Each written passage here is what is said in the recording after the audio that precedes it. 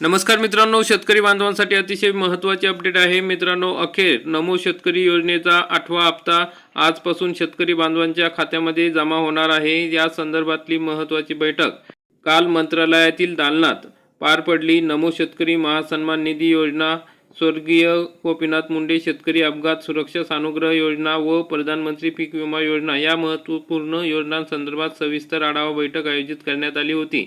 या बैठकीत शेतकऱ्यांना वेळेवर व पारदर्शक पद्धतीने लाभ मिळावा, या योजनेची प्रभावी अंमलबजावणी व्हावी, तसेच अडचणीवर त्वरित उपाययोजना करण्यात याव्यात याबाबत संबंधित अधिकाऱ्यांना आवश्यक सूचना देण्यात आल्या।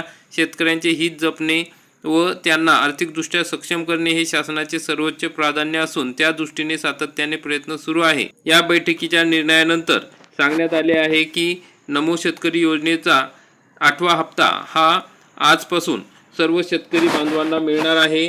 तर मित्रांनो, या नमो शेतकरी योजनेच्या 8व्या हप्त्यामध्ये एकूण निधी 1774 कोटी GR नुसार मंजूर करण्यात आलेला आहे।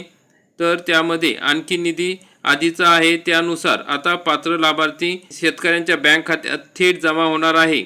तर मित्रांनो, आजपासून हा निधी जमा होणार आहे। माहे ऑगस्ट 2025 ते नोव्हेंबर 2025 या कालावधीतील हा 8वा हप्ता आहे।